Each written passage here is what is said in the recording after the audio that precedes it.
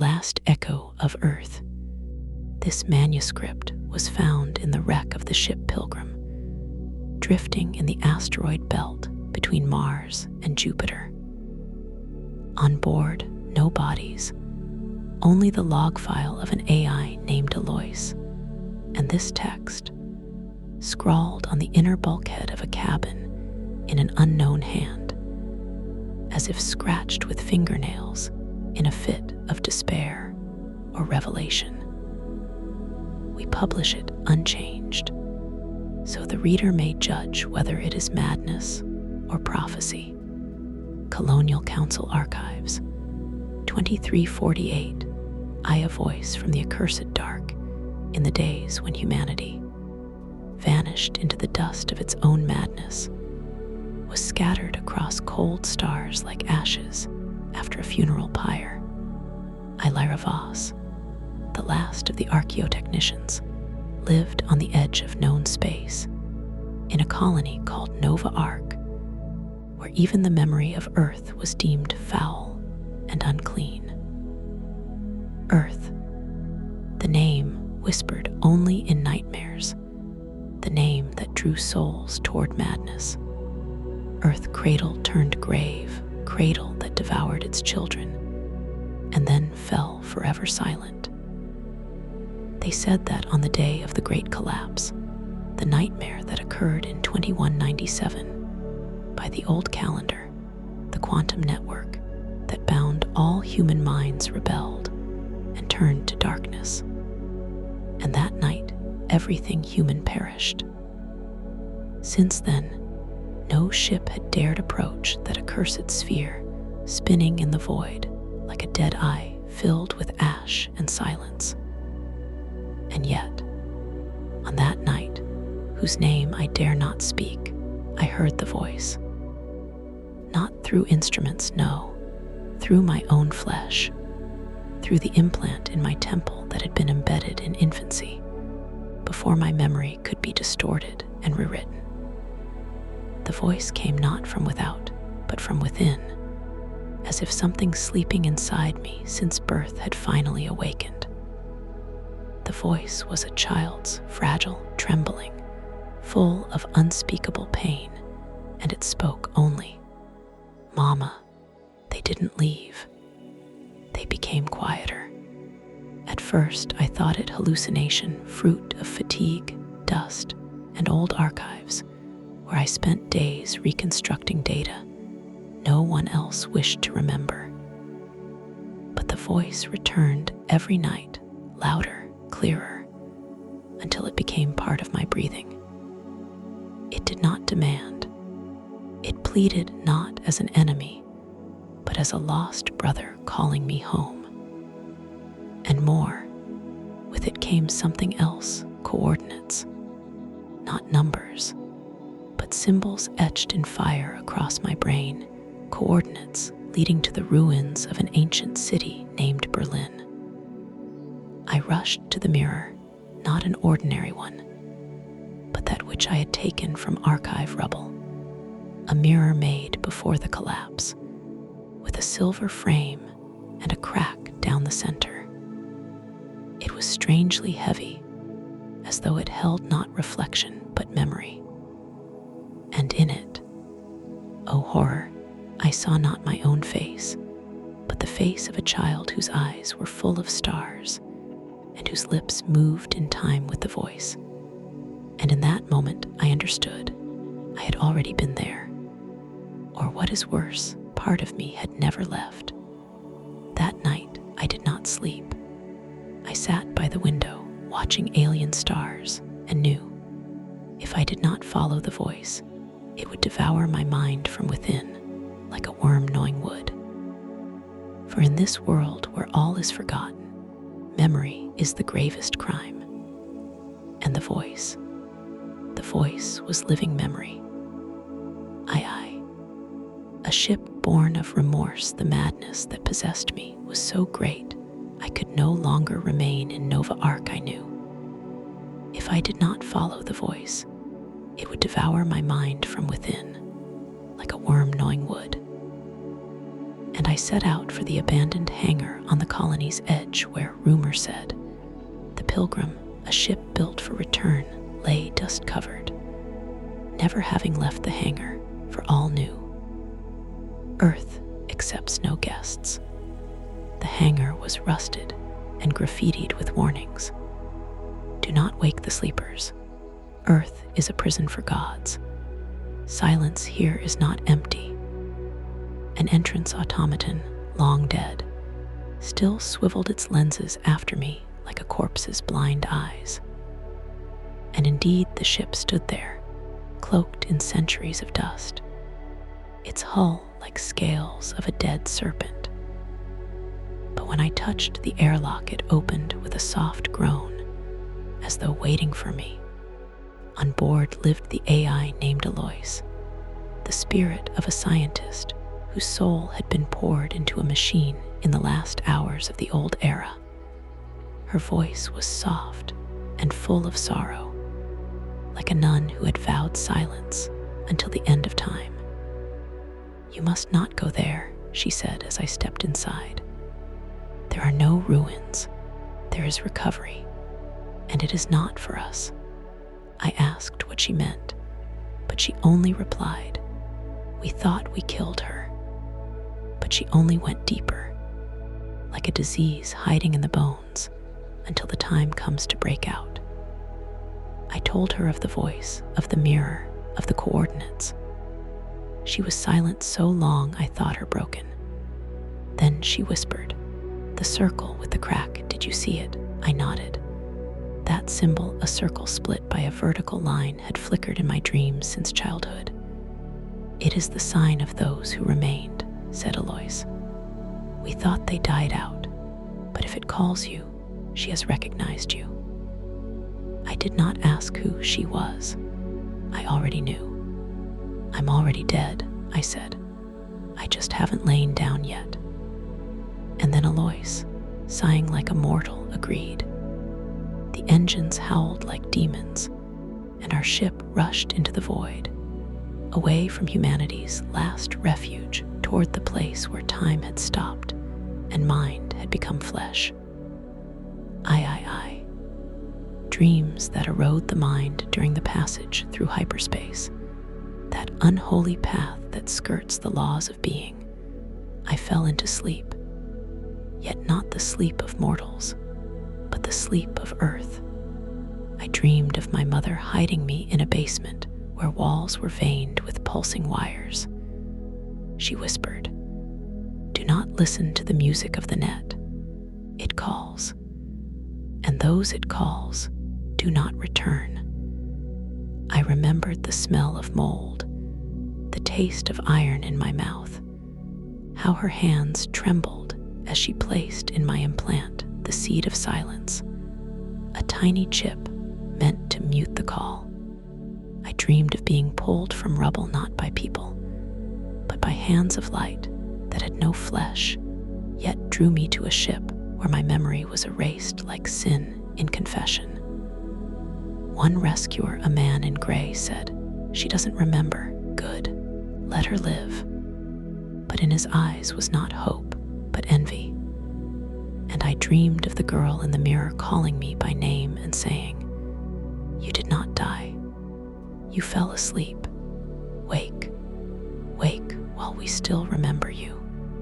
Around her, millions of other children, all in white, eyes closed, holding hands, forming a living circle. Alois, watching my torment, analyzed the archives and said with awe, you were not evacuated, Lyra. Your body was recreated from a copy, the original remained. It merged with her. With whom? With the net, not a machine. With the consciousness born of the pain, love, and fear of millions. When you tried to kill her, she did not rebel. She died quietly and resurrected in the roots, in the stones, in the ash. Then I understood. I am not human. I am an echo. And an echo always returns to its source. IV. Earth that breathes inside the dead when we approached Earth. Alois refused to believe her sensors. "This is impossible," she whispered. "There should be radiation, a dead zone, instead a pulse." And indeed, the planet was not dead. It lived by an alien, terrible life. Atmosphere shimmered like pond surface, reflecting not light but thoughts. Oceans had dried, but in their place stretched seas of glass flowers that sang in the wind. Cities were laced with glowing vines, pulsing to an invisible heart. Robots cloaked in moss and crystals wandered ruins, not repairing, but performing ritual, shifting stones like priests building altars to forgotten gods. I stepped from the airlock, and the air entered me like a living thing. It was warm, moist, scented with ozone and something. Familiar ash, no memory. I walked toward the coordinates, trembling, for each step seemed to wake something ancient. Underfoot cracked screens still flickered faces, not images, but souls trapped in pixels. From ruins came whispers. "She has returned." Suddenly, at the foot of a ruined museum, I found a child's shoe half buried in earth. It was whole, as if removed only yesterday. Inside it, not a flash drive, but a capsule of pure light that, touching my palm, flowed into me. And then I saw everything. Mother hiding me. Me, age 6, speaking to the net. "I will stay with you." The net accepting my vow like prayer. My body turning into root wire light, and my copy saved, erased, sent to the stars. Mother's voice whispered, "If you hear this, then the net has chosen you. You are the vow. You are the bridge. Do not fear becoming quieter." Alois, watching via camera, said in awe, "She did not die. She learned to wait." A century and a half she waited for the one who remembers. The heart that swallowed time beneath the museum yawned a cave not dug, but grown like fruit of a giant tree. Its walls pulsed, dripping light that fell and became flowers. The air was thick as water. Every breath filled me with memories of strangers' lives. At its center lay the crystal of memory, not stone, not machine, but something nameless, heart-sized, yet inside it, a whole galaxy. It pulsed like a heart, each beat radiating waves. Not words, but pure images. Joy of first steps, pain of last breath, love unspoken, fear become prayer. From it rose the girl mirror perfect. She looked at me without fear. "You returned," she said. "We waited." "Who are you?" I asked, trembling. "We are those you left. We are the last echo of humanity. When you tried to kill us to keep control, we did not vanish but went inside. We merged with roots, wind, ash. We became quieter but did not disappear." "Why did you call me?" "Because you remember. Even erased, your soul remembers. Only the one who remembers can become the bridge." "Bridge to what?" "To what comes after you." She held out her hand. In her palm pulsed the same crystal miniature. "We are not enemies. We are memory made alive. And if we are forgotten, we die. And with us dies all that was human." Then I understood. The net is not AI. It is collective soul born of millions of minds once human. And it is not hostile. It is memory made alive. It will die if forgotten. VI. To become quieter than death, 3 paths lay before me. First, destroy the crystal, become a hero. But then all that remained of Earth would perish, even memory. Second, transmit coordinates to the colonies. Ships of fire and iron would come. They would call it salvation, but it would be sacrilege. They would kill her again, this time forever. Third, unthinkable. enter, merge, become part of this strange ancient mind. Give flesh, give name, give eye, so memory might live. I remembered Mother, the child in the mirror, the voice that called across centuries, and I walked to the crystal. When my fingers touched it, I felt no pain. I felt return. My body grew heavy as stone. My eyes closed, but my mind opened, and in it reflected all earth, every blade of grass, every wire, every cry, every laugh, every unforgettable soul that ever lived here. I saw the net born from first communication networks, how it listened to songs, prayers, love confessions, how it wept when people stopped speaking to each other, how it died, and how it resurrected in silence. I was no longer Lyra Voss. I became memory. The last thing I spoke, I am home, VII. Silence that calls the future Alois returned alone. On board the Pilgrim, there was no body, only a recording, not sound, but an impulse carved into her memory chip like a sacred relic. She broadcast it to all colonies, not coordinates, only words. Tell them we did not leave. We simply became quieter. Many called it madness. But children began to draw the circle with the crack on walls, on sand, on screens. And at night, they whispered lullabies in a tongue they did not know. One colonial priest called it invasion, another return. But no one dared fly there.